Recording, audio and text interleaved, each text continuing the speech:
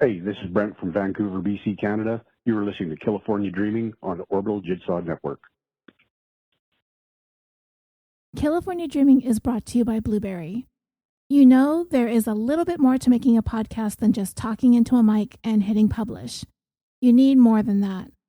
And I'm talking about a reliable hosting service so your time can be spent working on your show. You also want accurate download numbers, you want to see the audience that you're reaching, and you're going to want a webpage that is simple and easy to work with. That's why I choose BLUBRRY. With its simple media hosting and fully integrated WordPress website, it can't get any easier. So if you host a show or if you're thinking about starting one, visit www.orbitaljigsaw.com/dream to give BLUBRRY a try for a month for free. BLUBRRY's support team will be right there every step of the way to help you migrate over so you won't lose any of your subscribers in the process. And if you're brand new to this, they can get your new show up and running. And with a month for free to try it out using promo code DREAM, what have you got to lose? There are a number of ways you can support California Dreaming. You can follow us on social media, on Facebook, Instagram, and Twitter. You can spread the word about the show, you can recommend us in podcast and true crime fan groups, and you can leave the show a rating and a review on iTunes or whichever platforms that you listen to the show on. And if you would like to go a little above and beyond, you can also support our show on Patreon. You can gain access to at least one exclusive episode per month, and there are currently more than 40 episodes that you can binge. So it's a pretty good deal starting at just $1 a month. In addition, there are 8 premium episodes available for supporters at the $5 and above tiers. This week, I'd like to thank Ashley S., Andrea G., Natalie B., Sheridan, Sarah G., Vanessa S., Nia C., Marion R., Shelley M., Melissa S., Joe, Natasha, and Andrea H. for joining Patreon. And also I'd like to thank Lisa Beans, Kelly B., Ruth K., April G., and Barbara J. for bumping their pledges up to the next tier. I will do more Patreon thank yous in the next episode, number 146, part 2 of this. And if you've recently joined or raised your pledge and you haven't heard your thank you, it's a coming, I promise. And if you are unable to sign up for a monthly subscription to Patreon, you can help with a one-time donation to the show through our PayPal using our email, californiapod@gmail.com. Every little bit helps in keeping California Dreaming going, so thank you so much for all of your support. Also, at the end of this episode, listen for 2 promos from 2 new podcasts that I've just discovered.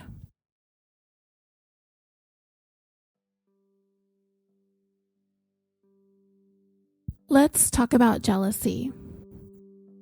According to Merriam-Webster, this is the experiencing of feelings of hostility towards a rival or towards someone believed to be enjoying an advantage. Jealousy is often listed as a common motive for murder. We are getting close to celebrating our 3rd year since we launched this podcast back in June of 2017. And the motives for these crimes have been all over the place. Love, money, anger, passion, honor, greed, revenge, hatred, psychopathy, recreation, boredom, betrayal, retribution, convenience, embarrassment, and of course, jealousy. What cases have we discussed in the more than 140 stories that we've told on our show now? Well, from very early on, we'd say that the man who went on a killing spree, ending up with the murder of fashion icon Gianni Versace, remember him? Andrew Cunanan? Was he motivated by jealousy? I got the impression that was part of it. There was a case of twin sisters, Gina and Sunny Han, where the one sister plotted the murder of the other out of a desire to try and assume her identity. There seemed to be elements of jealousy throughout that story, too. There was a 3-part series on spree killer Elliot Rodger. In his lengthy manifesto, he repeatedly expressed his jealousy towards the types of guys who were able to have the types of girls who would never give him any attention. There is a great deal of jealousy when it comes to these men that we refer to as incels, that sometimes manifests itself into anger and acts of violence like it did with Roger. There was the murder of Jasmine Fiore committed by her husband of only 5 months, Ryan Jenkins. There was a tremendous amount of jealousy on his part towards Jasmine, which ultimately led her to be murdered by him. And then there's good old Betty Broderick. I mean, many of us feel as though she was gaslighted by her husband and his new wife, but that is certainly a case where the jealousy motivated the killings. There was episode 104, the murder of Maribel Ramos, who was murdered by her roommate, Casey Joy, who had harbored romantic feelings towards her, but the feeling was not mutual. Then there was our 4-part series on the murder of Stacy Stites. Rodney Reed was convicted and sentenced to death for the killing, but it is strongly believed that it was actually Stacy's fiancé at the time, Jimmy Fennell, who killed her, likely in a fit of rage and/or jealousy. In episode 119, we talked about the murder of YouTube fashion influencer Tamisha Ridge, who was killed by a jealous ex-boyfriend named Michel Green. The list goes on, but of these cases, most, not all, but most involve the murder being committed by someone who had been spurned by someone they had romantic feelings for. There is often an element of jealousy being related to a romantic rival. And sometimes that rivalry doesn't even really exist, but rather there only needs to be the perception of its existence, which it seems to have been the case today in our story here, in this 145th episode of California Dreaming, the tale of the brink of insanity. I'd like to thank Jen M. for recommending this story.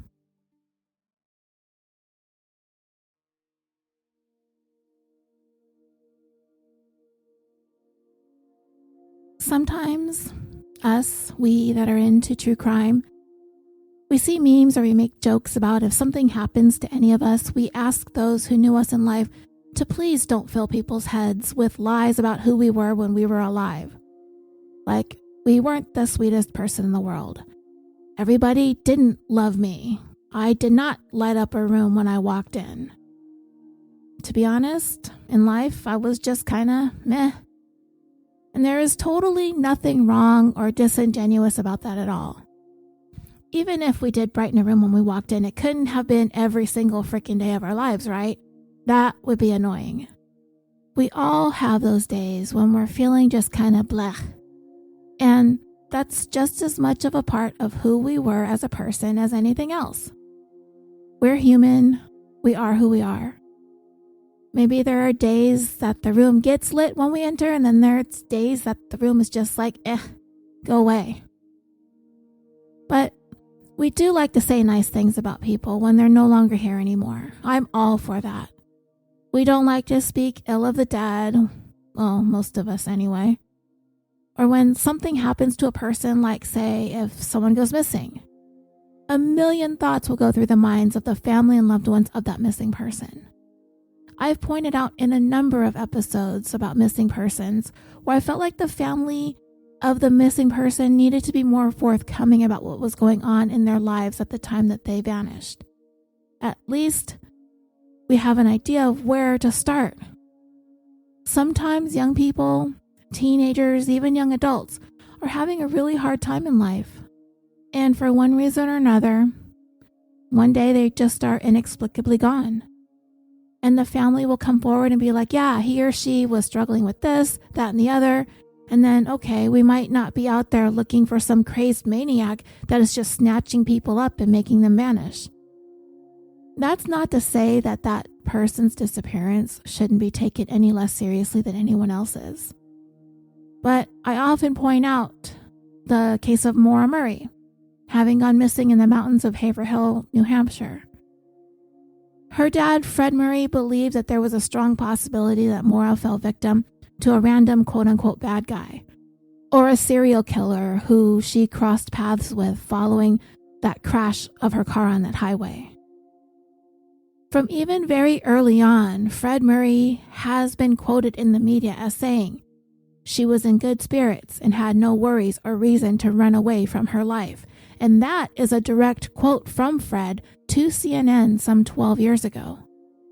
And we know that that isn't exactly true. And it doesn't help. But we took him at face value. And with that, it may have been likely that the people who lived in and around Haverhill may have been worried that there was like this boogeyman living amongst them. Even that bus driver who happened upon Maura when she wrecked her car, Butch Atwood, he lived under a veil of suspicion for years until he died. I believe there are still people online who think that Butch Atwood had something to do with Maura's disappearance. But anyway, my point is, if Dad is going to come to the media forlorn and heartbroken over his daughter's inexplicable disappearance, and he insists that she must have been abducted by a bad guy because she had absolutely no reason to run away from her life, and if we didn't know any better, then we're gonna want to believe him. Maura Murray is not the ordinary case because it has had so many people theorizing as to what happened to her. And when that did eventually happen, it quickly shot down the narrative that Fred Murray was pushing that Maura was abducted. Because over the years, information has come out that Maura was a very troubled young woman in a number of ways, and it may not have exactly caused her to want to run away from her life forever, but to me, it was clear that she was running away from something, at least for that week. She sent at least one email that said she was going to be gone for a week. She cleaned out her bank account. She had a MapQuest printout to directions towards Vermont. She had purchased alcohol, which spilled in her car as a result of the crash, meaning that she was actively drinking as she was going along there. And on top of all this, Maura went ahead and took the chance on making this trip in her busted and broken down old Saturn, knowing it wasn't in any kind of shape to make that kind of road trip into remote locations with no cell phone service. I mean, clearly there was something going on with this girl. And to this day, she is still missing. Is it because of the way that Fred handled it? No, I don't think so. But I don't think it helped. Is this all the fault of local law enforcement? I'm not really in a position to say for sure. I do know that Fred Murray blames them 100% for Maura continuing to be missing to this day. But I mean, how much can we really blame them for investigating a crash that appears to have been caused by a drunk driver who fled the scene in order to not rack up yet another charge? Because remember, Maura had been in trouble just 3 months earlier for using a stolen credit card to order $80 in pizza deliveries. She had been ordered to stay out of trouble for exactly that amount of time, 3 months. And if she was able to do so, then the charges against her for the pizza heist would have been dropped. A drunken car crash would have triggered her having faced not only the drunk driving charge, but also the credit card fraud charge. Nobody knew this at the time, of course, but Maura knew it. And it is not unheard of for someone to walk away from a solo car accident in order to sober up before facing the music. Maura would have been in a heap of trouble. And it would have been more than just a drunk driving charge. And I don't know if her dad knew about what was going on with the credit card pizza fraud.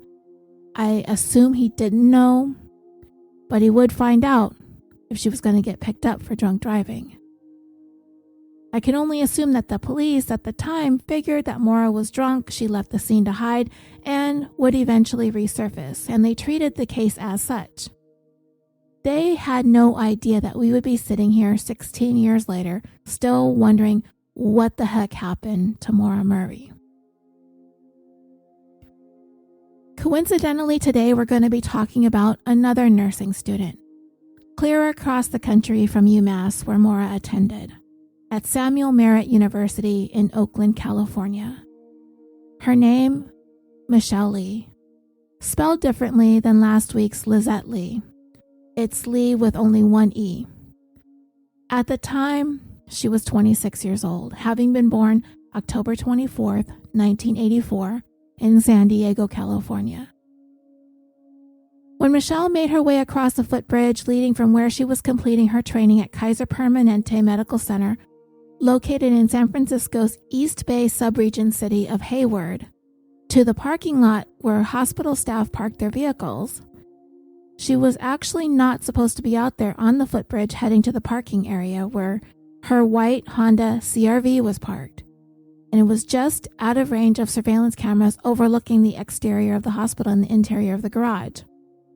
She was scheduled to be inside at the hospital. She had been assigned a post, and she did not have permission to leave her post for any reason. And then, exactly 22 minutes later, Michel's SUV is seen leaving the hospital parking garage. She still had at least an hour and a half or so left on her shift that evening. It was a Friday, so could she have wanted to cut out a little bit early for some plans that she had? Well, according to her family, not a chance. And when her family expresses the sentiment, our first inclination, as always, is to believe them, just like we believed Fred Murray, right? Sensible, conscientious nursing students dedicated to their studies, compassionate young women wanting to get into the field of helping, inexplicably walking away from their responsibilities. Well, that may not have exactly been the case with Maura. But for Michel, nothing about her leaving made any sense. She was dedicated, she was responsible and dependable, and it was way out of character for her to suddenly up and leave the hospital with seemingly no reasons or explanations. But yet, there she was, clear as day on surveillance video, doing exactly that. She walked away and seemingly vanished into thin air. It would take a while before Michel's family would even begin to have any answers. But sadly, they tortured themselves with questions as to why could she have not turned left instead of turned right? Why could she have not gone here instead of gone there? Why did she zig when she should have zagged? I mean, a person could literally drive themselves mad contemplating the infinite numbers of twists of fate that could have, should have, or would have changed the trajectory of any given moment in a series of moments that led up to that one that took Michel across that footbridge, into that parking garage, out of sight of the cameras, and to never be seen alive again. I don't think we ever need to look at things through the lens of what ifs, because in a way, it kind of makes it out to be that the victim or the missing person was doing something wrong or something that they shouldn't have been doing. I mean, sometimes they are. Like Maura, she shouldn't have been drinking and driving.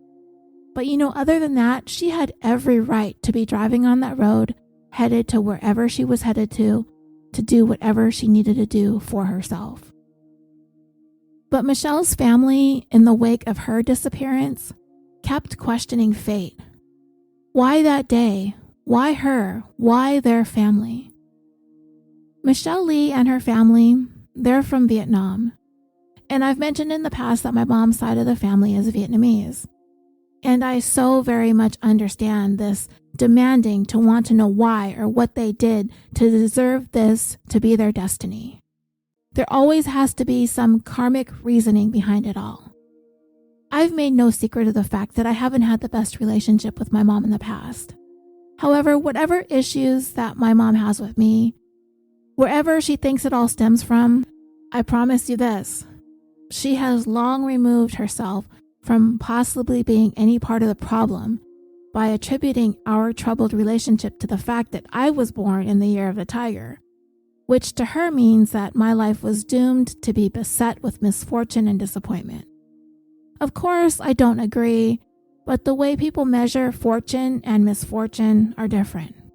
For example, I might have a full and happy life with my family and my pets and my podcast, but for my mom, she's likely to measure the fullness and happiness of someone's life based on their personal net worth. But anyway, my point is, to Vietnamese people, there has to be some cosmic reason for the things to happen the way that they happen. And I can't speak for the entire Vietnamese culture, but knowing what I know from my own personal experience, there seems to have to be reasons why bad things happen to good people. And for most of us, there really doesn't have to be a reason that has anything to do with them or their family. There are just things out there in the world that are beyond your control. There isn't anything the Lee family could have done differently to set Michelle on a different course in order to avert what was going to happen to her. So when the images of Michelle taking her last walk along that footbridge, her family continued to beat themselves up over it. Why Michelle? The answers would begin to trickle in, and they'd come to find that it really didn't have anything to do with them. However, the truth was going to take some time to reveal itself. In the meantime, going back to that night, Michelle's instructor at Kaiser Permanente, just a little bit before 9 p.m., had spent the last couple hours trying to figure out what happened to Michelle. She was frustrated that she wasn't where she was supposed to be. It was important for Michelle to have not left her station. Her instructor was confused because, where in the world did she go and what happened to her? And as the evening wore on, Michelle's instructor finally became concerned. So a little bit after 9 p.m., the nurse, along with the hospital security guard, made their way together to the parking garage to see if they could find Michelle's car. The time that they were making this trip to the garage was time-stamped at 9:05 p.m. At exactly 9:06, 1 minute later, Michelle's white Honda CR-V is captured being driven back into the parking garage 2 floors below them. The vehicle is then driven up to the 3rd floor of the garage where it had originally been parked. What is not seen on camera is Michelle's nursing instructor noticing the vehicle coming back to the 3rd floor of the garage, at which time she began waving at the car, attempting to get the driver, who she assumed is Michelle. She wanted to try to get her attention. But as soon as she began to motion to the car, it immediately stopped. The driver threw it into reverse, turned around, and quickly drove back down the garage ramps and exited and sped away. I'm not sure what that nurse was thinking, but she was certain that something wasn't right. So she called the police and reported the incident. And she let police know that she was pretty sure that something happened to her nursing student. Police took the report and immediately began their investigation. The following morning, the word that Michelle had gone missing the night before began to reach her family. One of the first ones to hear about it was Michelle's cousin, who lived all the way down about 400 miles or 640 kilometers south of the Bay Area in San Diego. Her cousin's name was Christine. She was woken up the morning of Saturday, May 28, 2011, by a text message from a former boyfriend of Michelle's. His text said, quote, "Hey, just so you know, we don't know where Michelle is. Have you heard from her? Try calling her." Now, Christine's first reaction was okay, what in the world is Michelle up to? She knows her cousin has a pretty active social life. She loves going out with her friends. Her cousin has even said that she sometimes just gets lost in the night. Now, my first reaction is to think, oh, well, maybe her family's initial reaction to this being so out of character for Michelle that she's too responsible, blah, blah, blah. Maybe they don't know how much she likes to party and how much of a nightlife that she enjoys. Maybe one of those late nights got the best of her. Maybe it was not unusual for Michelle to just crash out on someone's sofa to sleep it off. And she's just out of touch and she's away from her car. It happens, right? Then I thought, there are plenty of people who are perfectly capable of balancing their professional life and their social life. It was a Friday night. She was working a little bit late at the hospital. There's nothing wrong with a night out to cut loose and to sleep in. That's the first thing her cousin is thinking. And the message really didn't cause her to fly into a panic.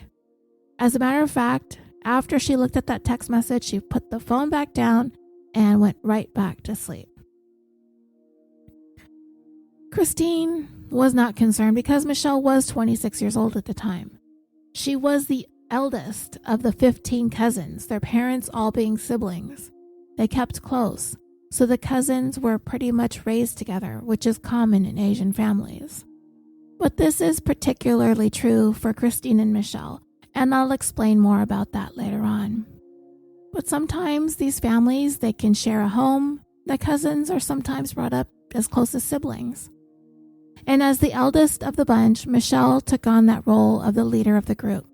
She had all of the qualities to embrace her position and be effective in it.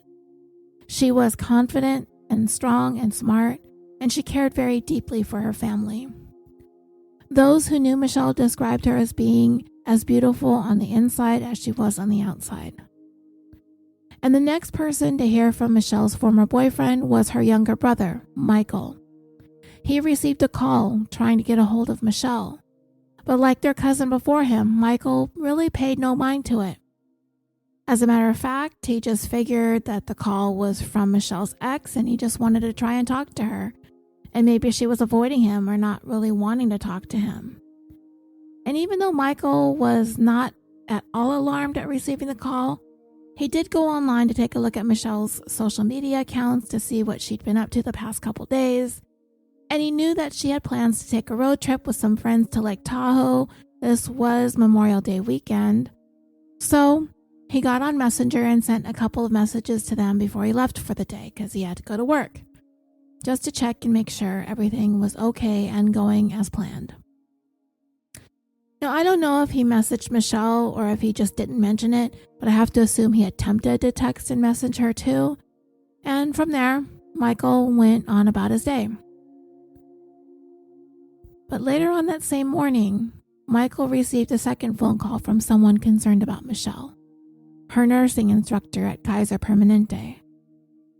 Michael could tell on the phone from the tone of her voice that she was upset, and she was having a hard time gaining her composure to explain what happened the evening before.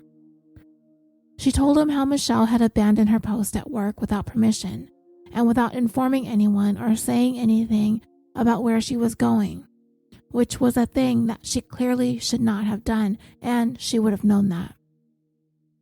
Then after more than an hour of not being able to figure out where Michel had gone, she went to the garage to look for her car, and that's when she saw a car that matched what she knew Michel to be driving suddenly speed off when she tried to wave it down.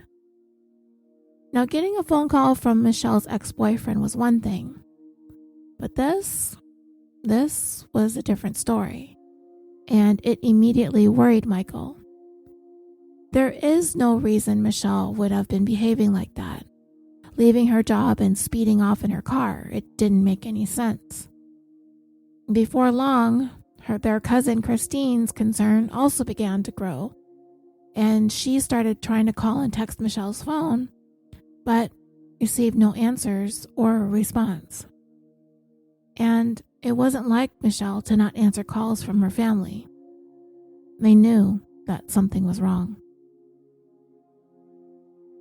At around 9:30 the morning after Michel walked away from her post at Kaiser, her car was discovered by the local law enforcement parked in front of an apartment complex a few blocks away from the hospital.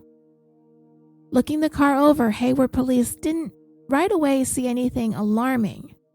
The car was locked. There wasn't anything in it or around it they could see that looked out of place. And as they glanced through the tinted windows of the Honda, it was just really difficult to see inside. The interior, the upholstery, it was dark. So the initial thought is that Michel must have parked the car there on her own and was someplace nearby, possibly in one of the apartments that was on the block. But they had no idea which one it could be, nor did they have any idea where to begin looking.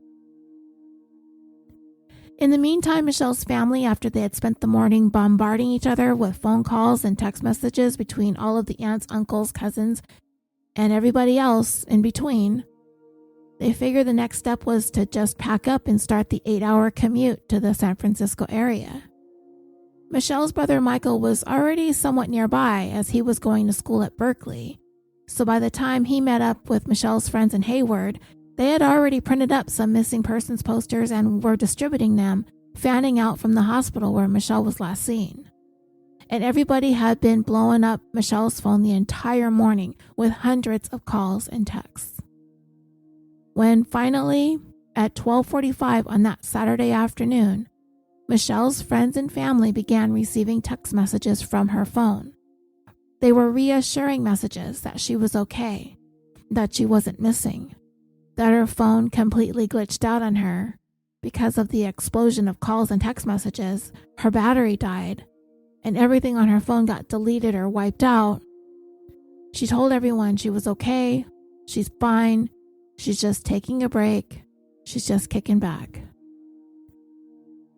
But when the ex-boyfriend texted Michel back, he was surprised at the response that he received, because she should have known his number. It should have been in her phone, saved. If not, then she certainly knew that it was his. But the response was, "Who's this?" So it raised even more questions. Was it really Michel that was sending that text messages, really not recognizing his number?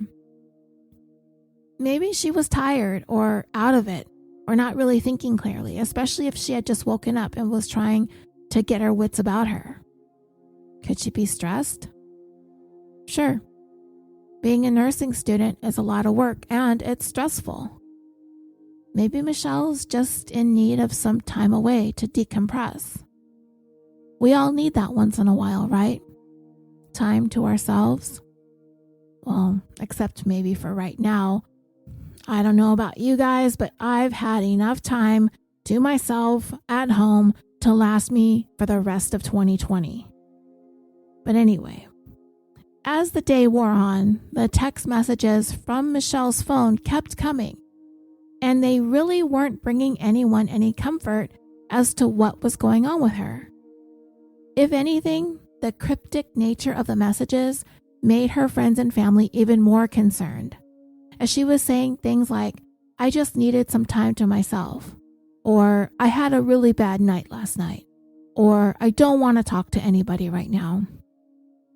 And then, just before 4 p.m., the text messages from Michel's phone stopped coming in. Her final message was an ominous one that simply read, "I'm sick." Her family wasn't fooled, though. You just know somebody. And when you know them really, really well, you know what they say and you know how they say it. You know the way they word things. You know their mannerisms in their speak. And you're just going to know when the messages just sound weird. It's not the way they say things. Especially when it's your family, your cousins that you're close to, your siblings. They just know. And they knew that these messages weren't being sent by Michel. And so the thought of that brought a whole new wave of fear and terror. If Michel isn't the one sending these messages, then who is? Who has her phone? Why are they doing this? What are they hiding? And most importantly, where is Michel and why is she not the one with her phone? But despite that sense of dread and terror, it also came with a sense of hope and optimism. We know what the worst case scenario is, and that's Michel no longer being alive. But her family, their minds refused to go there. They felt like they must be in communication with the person who has kidnapped Michel and is hiding someplace with her, holding her against her will, and it was up to them to find her and save her. And so, of course, time is of the essence. And in their minds, they begin to go to those dark places.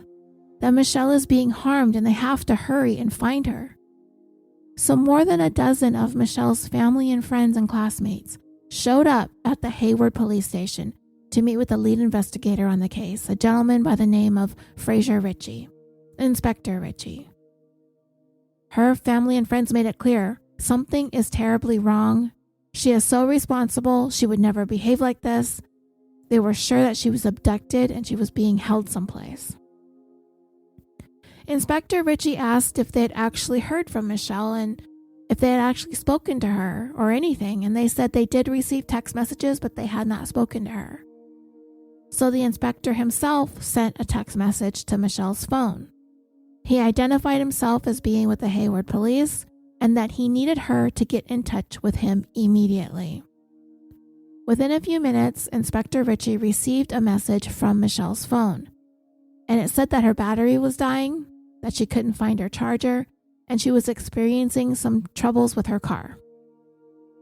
For her family, those messages only confirmed for them that something was wrong and that she was being held against her will. If she had been asked by a police officer to call, she would have called.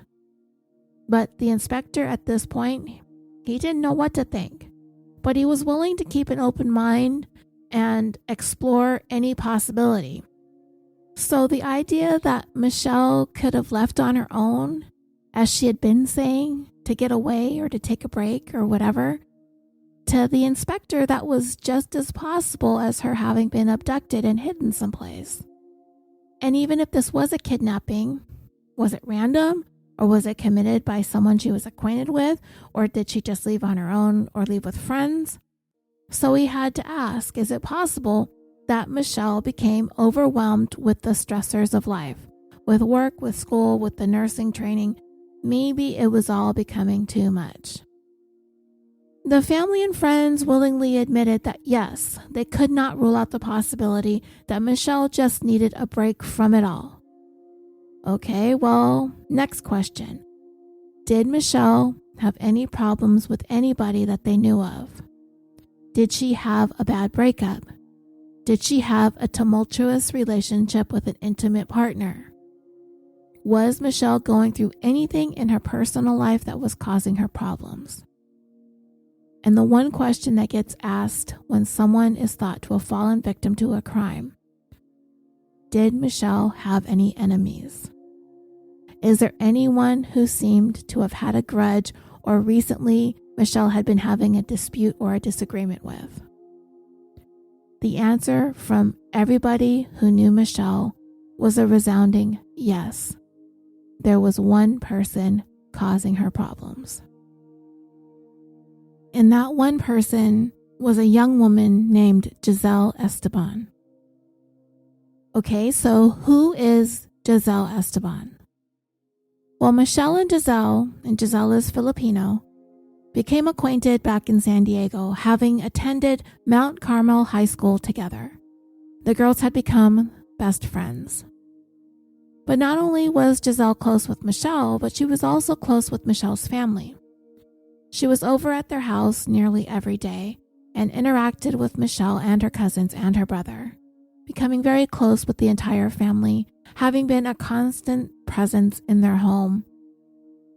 Once the girls graduated from Mount Carmel in 2002, they both decided to move on to the next phase in their lives together. The intention was to go to college, though they went to different universities. I don't know if Giselle intended to study nursing, but that was definitely the direction Michel was going to go. And the intention was to keep close to each other as they wanted to be there for one another, to support each other as they made their way through college. But the arrangement did not last as long as anticipated. Things happen, and life happens, and people begin to evolve and change, and they get into other relationships. And that's exactly what happened with Giselle. She met a guy. She fell hard for him. She wound up getting pregnant, which really wasn't exactly part of the college plan that they had laid out when they decided to do this. But like so many before, the relationship did not last, and within 3 years, Giselle and her boyfriend had called it quits. At least for them it was over. They still had a child to raise together, so they were going to very much be in each other's lives either way. However, trouble began brewing from very early on in the relationship between Giselle and her boyfriend. You see, in the past, once upon a time, Michel had briefly dated that boyfriend. In the spring of 2003, Giselle was attending school at San Francisco State University, while Michel was at San Jose State University. They were coming up upon finishing their freshman year when Michel was introduced to Scott Marasegan, and it was Giselle who introduced them. He was a fellow student of hers at San Francisco State, and he had become friends with Giselle. From there, something would happen that would set in motion the events that would come, bringing us to our story today. It all began back then in 2003. So this was some 8.5 years in the making. There had been somewhat of a romantic spark between Scott and Michel. Based on the events that would eventually unfold, I think it's safe to assume that it was likely Giselle had eyes for Scott.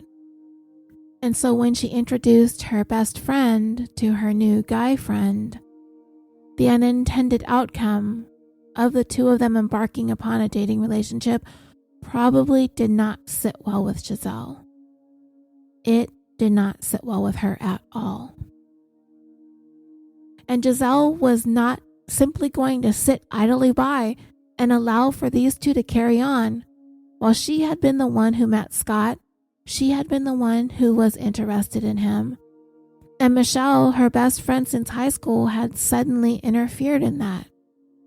And to me, this is sort of a sensitive area to navigate because when it comes to best friends, this is a place that we try not to go. We try not to let a guy come between our friendships. However, there also has to be a certain amount of understanding and communication between the friends.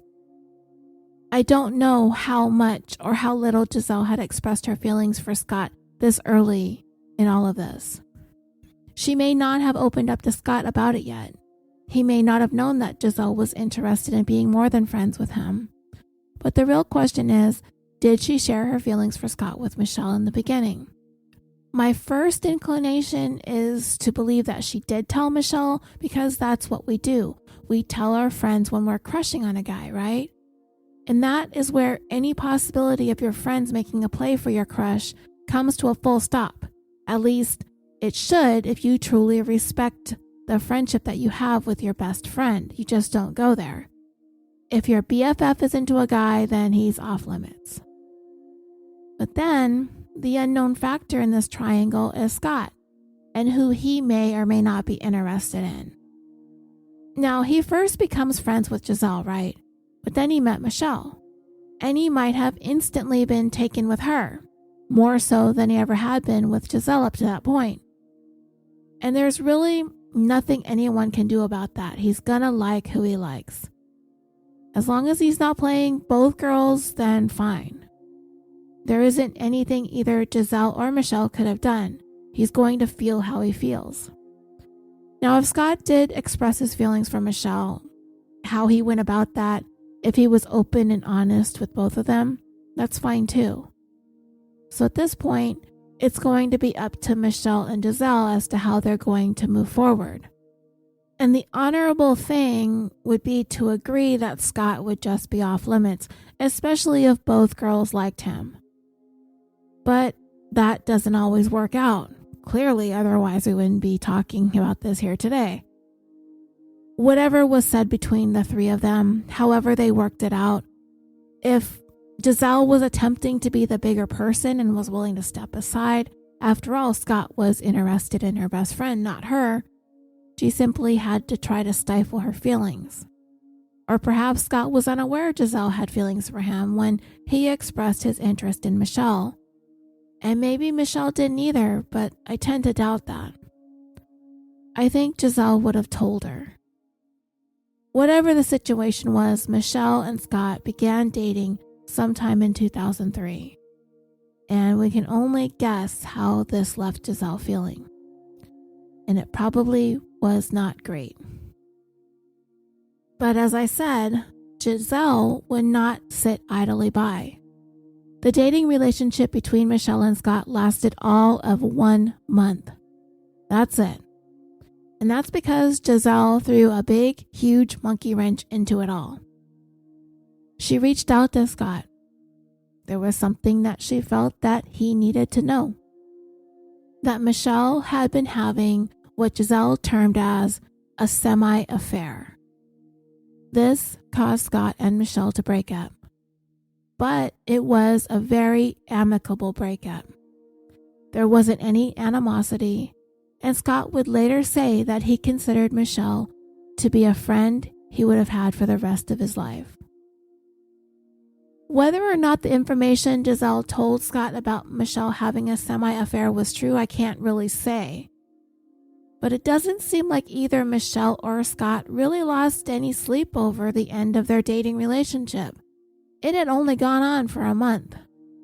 And maybe it wasn't a full-on committed thing, and perhaps Michel was considering it a casual dating relationship and was talking to or seeing another person at the time.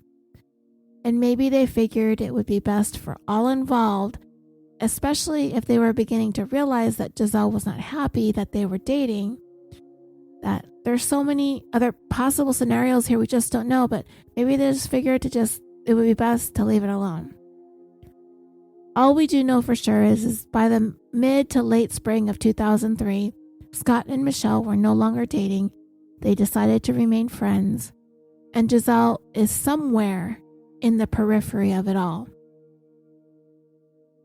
Then the story takes a turn in the fall of 2003, just a few months after Michel and Scott's breakup. Giselle and Scott begin seeing one another. Now, how we feel about this, us listening, is probably going to vary, but it also depends on what Giselle and Michel talked about and agreed on. Now, I'm never going to think that it's a good idea for best friends to date the same guy, even if time has passed, and in this case, it's only been a few months of that summer. I mean, you gotta really be mature enough and trusting enough to keep both your best friend and your boyfriend in your life if they've dated. They're inevitably going to cross paths, right?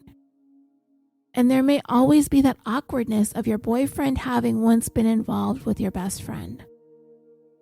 I wish I had more information about Michel and Giselle and how they felt about the whole thing, but I just don't have those details. All we can do is watch and see how this story ultimately unfolds. However, Scott did later indicate that when he and Giselle began dating, it appeared to him that her and Michel got along pretty well. They both, together as a couple, spent a great deal of time with Michel. It was sometime after Giselle and Scott began dating that Michel encountered a deeply personal issue that she needed to deal with. She had become pregnant, and her intention was to terminate the pregnancy. As she was going through this, Michel apparently did not confide in her best friend, Giselle, that this was a thing going on with her. Instead, she confided in Scott. Now, I've had very close friends invite me over or invite me out to tell me that they're pregnant.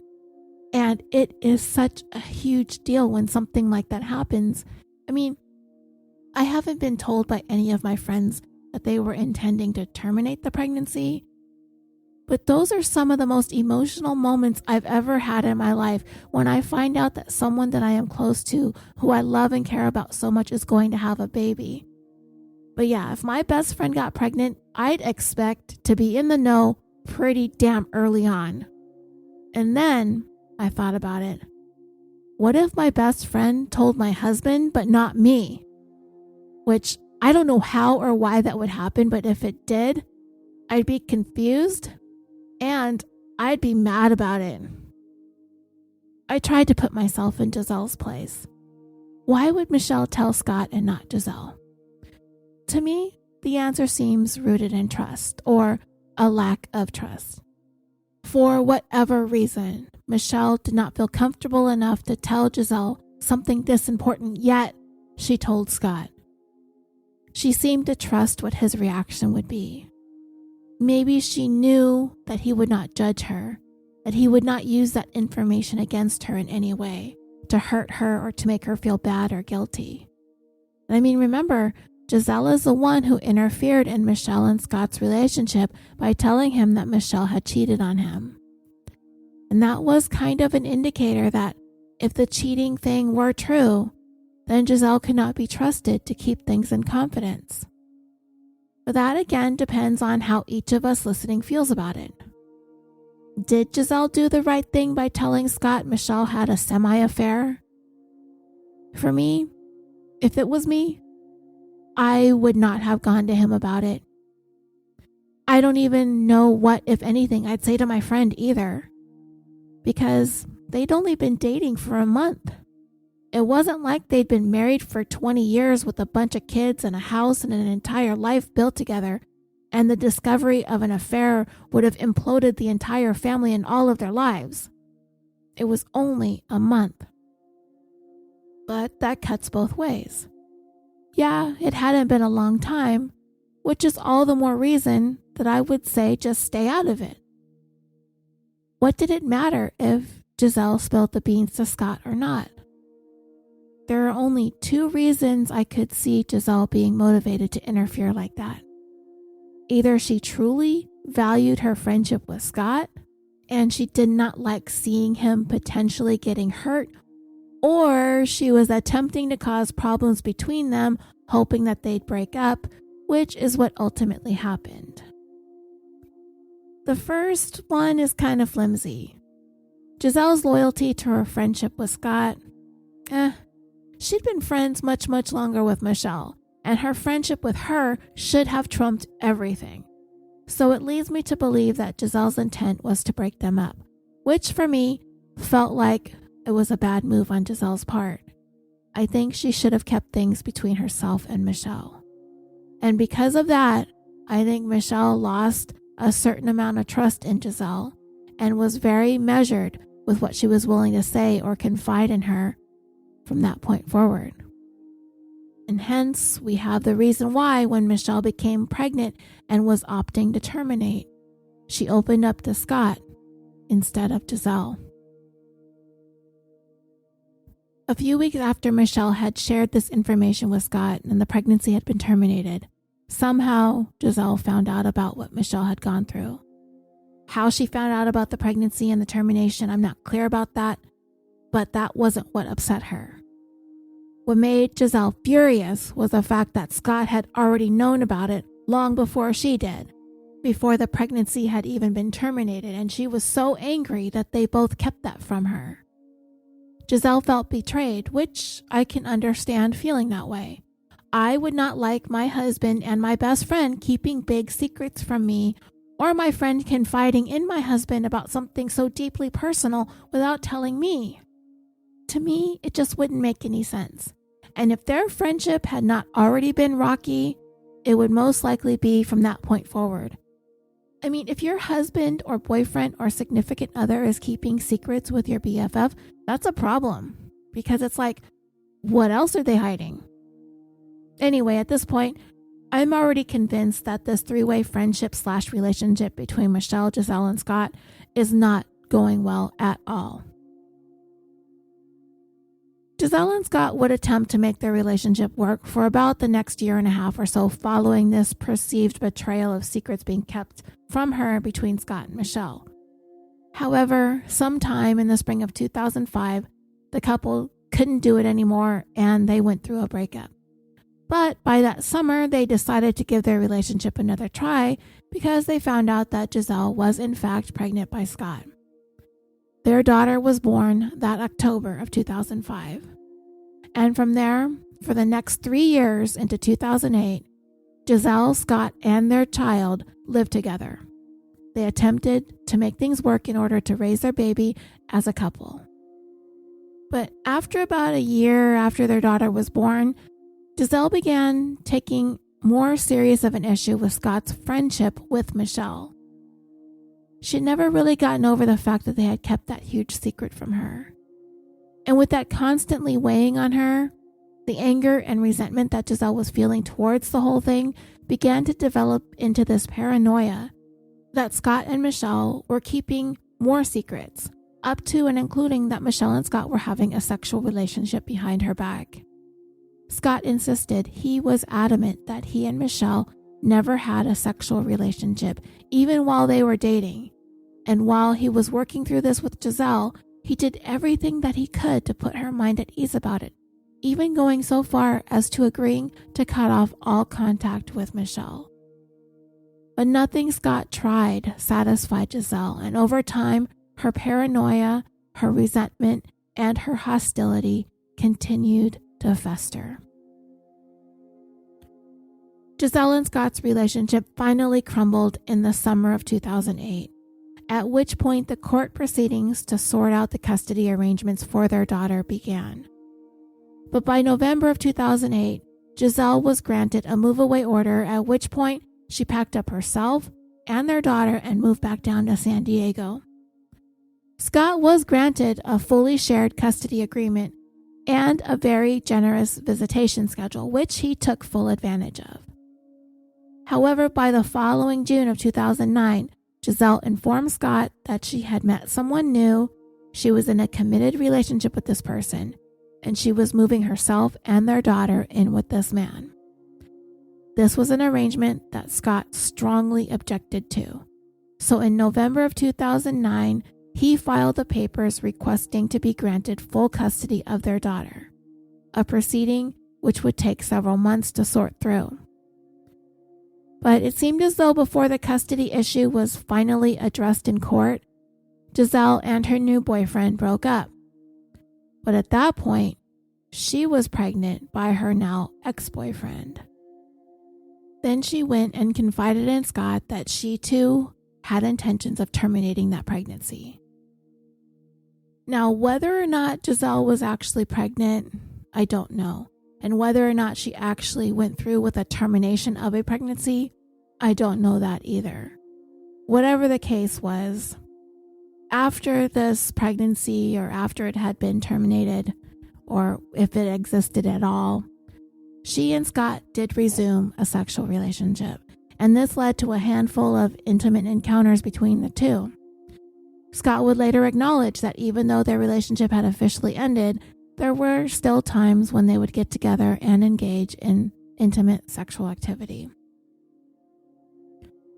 However, just because Giselle was no longer involved with the boyfriend that she had been living with in San Diego that had prompted Scott to file for full custody, he did not withdraw his filing and the issue was brought before a judge. And in August of 2010, Scott was awarded full custody of his daughter, at which point he promptly moved her back to Northern California to live with him. But it would only be about 2 months before Giselle decided to move back to Northern California too. Shortly before her return to the area, Giselle and Scott enrolled in a class on high conflict parenting. Giselle took this opportunity to ask the instructor of the class if a meeting between herself, Scott, and Michel could be facilitated. Now bear in mind, this is now going on nearly 7.5 years of this drama inside Giselle's head. But like in other cases that we've covered, and I've said it before earlier in this episode, it doesn't matter what's really going on between Michel and Scott. Giselle only has to think that there is something going on. So the three of them had this meeting with this counselor. They all agreed to attend. And it was during this meeting that Michel revealed that she had been accepted into the nursing program at Samuel Merritt University. Giselle, who seemed happy for this big news, shared that she really wanted to patch things up with Michel and reconnect as friends. It's been reported that at this meeting, Michel was very open to the idea of wanting to get back to a better, healthier place with her old friend.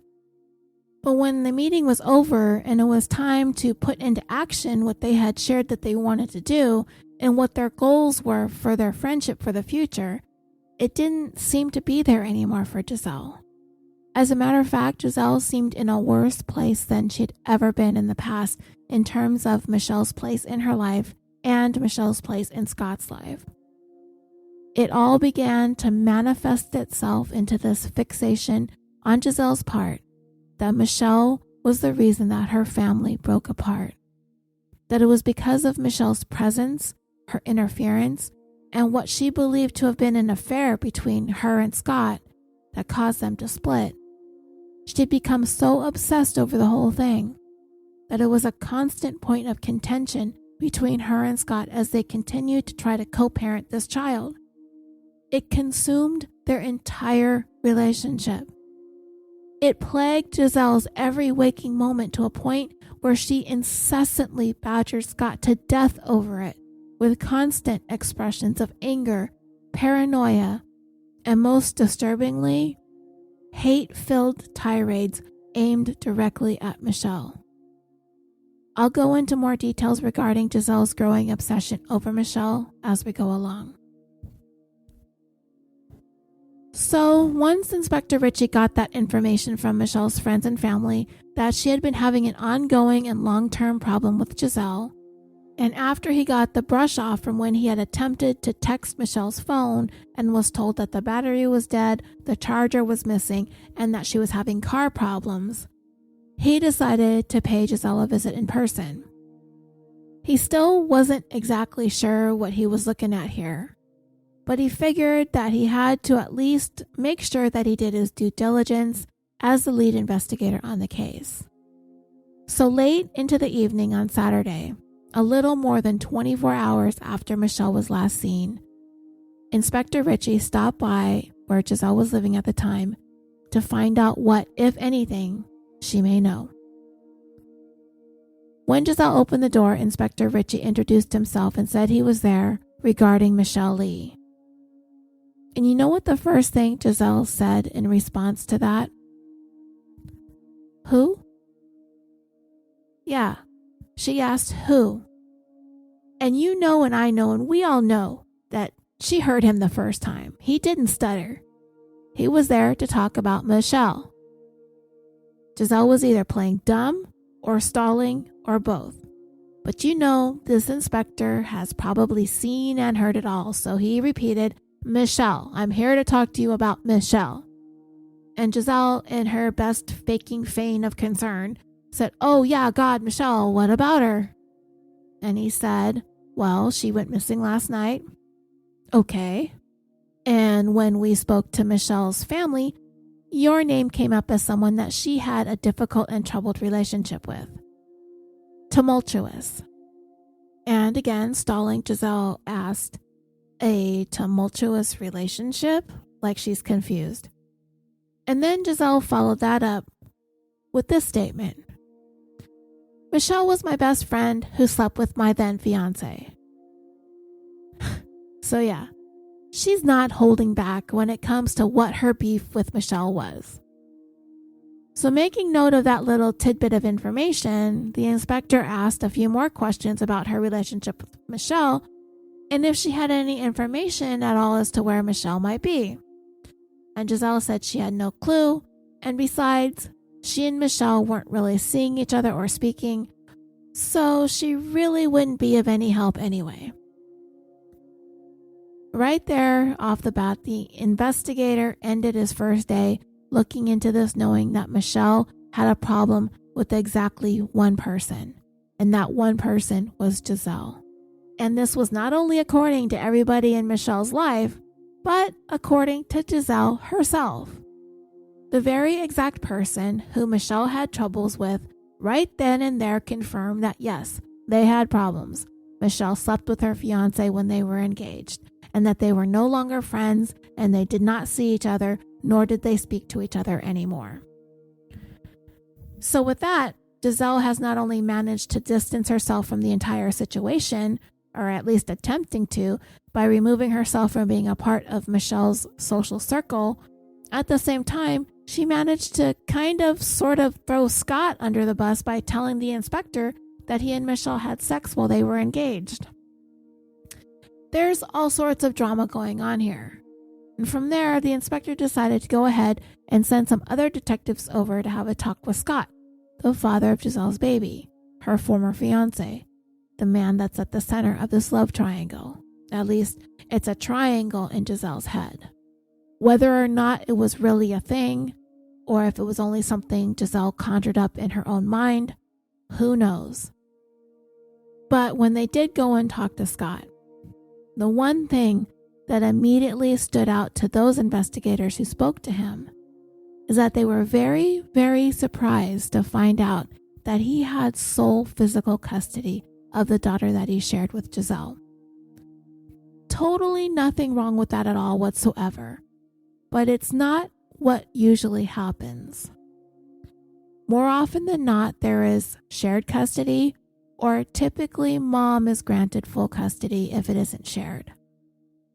But when mom is nearby and she's in the picture, it raises eyebrows as to why the dad was given full custody of the child, who at this time was about 4.5 years old.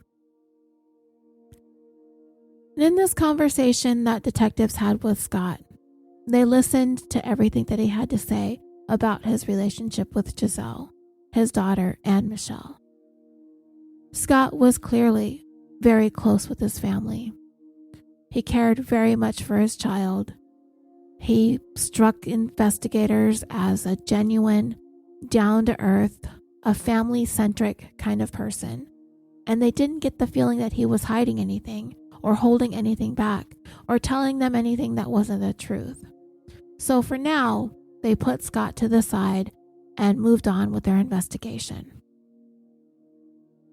Sunday, May 29th, 2011 arrived. It's been 2 days since Michel was last seen on that footbridge walking to the parking garage. More of her family members from San Diego began arriving in Hayward, all of them making a beeline to the police station to meet up with the investigators. And the more people in Michelle's life, her family and friends and loved ones that investigators got to speak to, the more clearly they began to know the kind of person Michelle was, that she had a kind heart, and that she was smart and independent, and she wanted to help people. And for investigators, Michelle's case was eerily reminiscent of another young woman whom Michelle kind of reminded them of. Another 20-something Vietnamese nursing student, also residing in the Bay Area, who disappeared a little more than a year earlier. She even shared the same last name as Michelle, Lee. Her name was Fung, and it really sent a chill down everyone's spine when they looked at the cases side by side.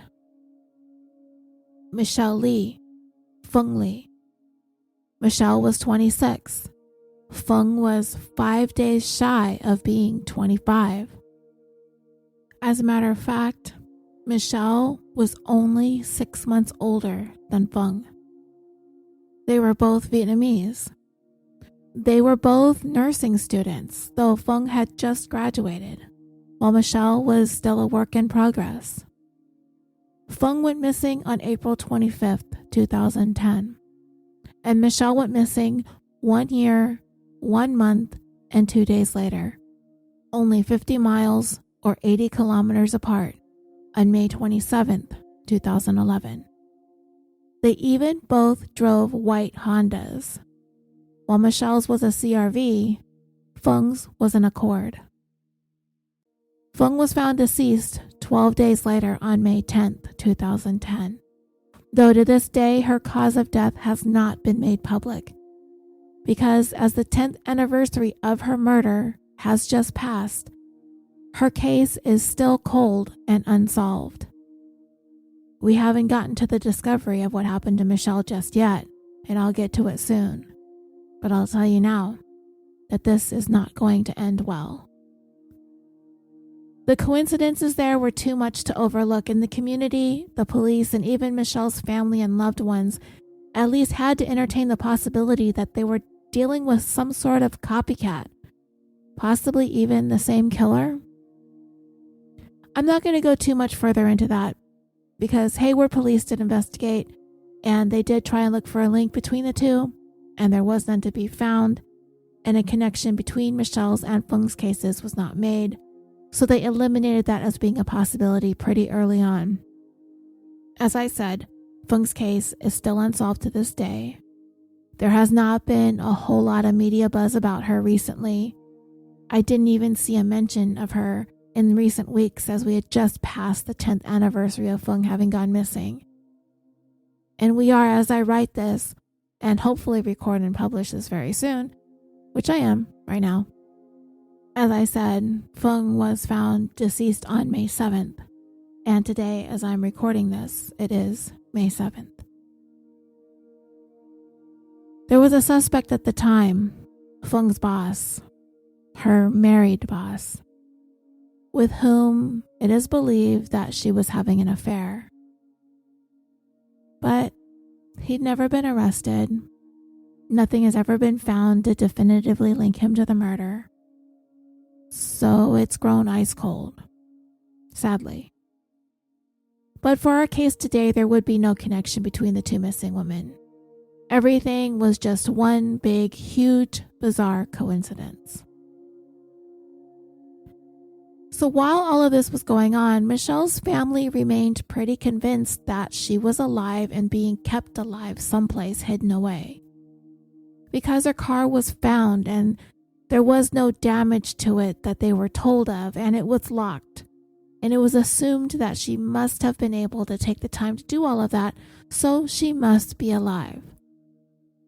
The Lee family did not really care for the nonchalant attitude that the police seemed to be having about Michel's case. But the fact is that the law enforcement really didn't know what they had on their hands here. Michel's family continued to push and push and push for answers, but they could clearly see that the investigators just kind of shrugged and threw their hands up and were like, "We don't know yet." The fact is that there wasn't anything that indicated an act of foul play had taken place just yet. Michel appeared to be going to her vehicle willingly on that video surveillance on her own volition. She was not being forced or held at gunpoint or moving under any sort of duress. There was nothing that was captured on the surveillance camera that showed a crime had occurred. There were no witnesses that heard or saw anything. I mean, I kind of understand that police can only do so much at this point, but if it were me, if I was Michel's family, I would have been insisting that they pull Michel's phone records and go from there. That's a really good starting point, almost in every investigation nowadays. See where her phone was pinging and see who she was communicating with at last. But for now, it seems as though police could only do so much so quickly. She was an adult too, and as an adult, she's free to do what she wanted to do, and that included going off the grid if she wanted to. They just weren't sure yet if they had a crime. The family was being super impatient about it. And they remained frustrated and angry with the police. They were out there bouncing around the whole Bay Area, not really knowing what the hell to do next or where they were going to go, because the truth was they were at a loss as well. They really had no place to stay. They were going from motel to motel, and they were wrapped up in all this chaos, and the police, they felt, were moving at a snail's pace in their eyes. Michel is out there. She's trapped. She's kidnapped. She's captive. She's being harmed. We've got to find her. But police just can't go around busting down doors either. So it's very frustrating. It was a frustrating start from the very beginning, this search for Michel. And the one thing the family knew for certain was where her car was found. So a week after Michel went missing, the family arranged for a vigil to be held at that location. They did what they could to draw as much attention to Michel's case. They wanted all the media to pick up the story. They wanted the FBI to bring in the cavalry and get involved and work in tandem with the local law enforcement. And you and I both know that the FBI isn't really going to get involved in a case like this unless there are certain criteria involved, like the missing person is a child, or the missing person is known to have crossed state lines, or if the local law enforcement agency requests their help. And not all law enforcement agencies are going to want to do that. As the Lee family are shouting from the rooftops, from the mountaintops, and doing everything that they can as loud as they can to draw attention to Michel's case, one person who was at the vigil remained quiet and in the background, and that was Scott. He did care very deeply for Michel. And at this point, what he was thinking or what he thought may have happened, I don't know. I can't say for sure. I will say that Scott was not involved in what happened to Michel, but I think he knew that there was a strong possibility that he was the reason for it.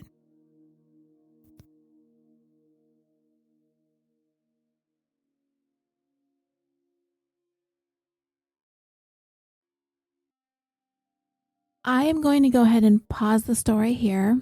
I wanted to get this first half recorded to you before this week was over, so I can get at least part of the story out there. Last week when I recorded that episode on Lizette Lee, it went for 2 hours and 20 minutes. And it was just so much to do in one sitting, and I was losing my patience towards the end. At least this way, I can get this to you. We can talk a little bit about it on social media. I can take a bit of a break, and I'll be ready and refreshed for the second half. And as always, the wait won't be long. You guys just hang tight with me.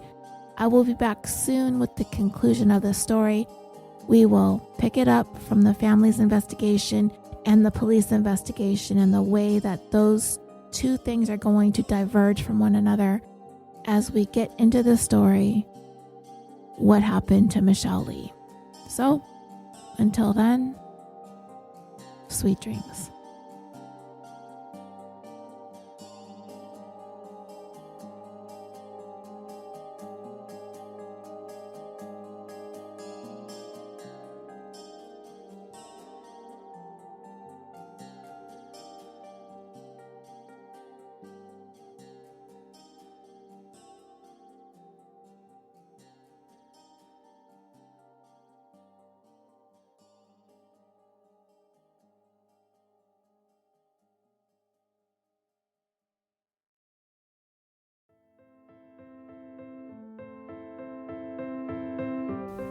Hi guys, Kira from Murder and More here. I am the solo host of the UK-based true crime podcast, where each Sunday I tell you about a murder, disappearance or serial killer. Murder and More is available to listen to wherever you get your podcasts, including platforms such as Apple Podcasts, Spotify, Castbox and Stitcher. You can find us on Twitter and Tumblr at Murder and More, Instagram at Murder and More Pod, and on Facebook at Murder and More Podcast. Head over to murderandmorepodcast.wordpress.com to find out more.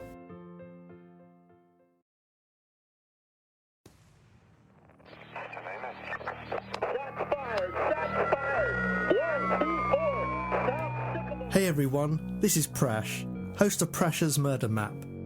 Pack your passport, jump on a plane, and join me on a journey to investigate some of the most heinous and enigmatic murders across the globe and throughout history.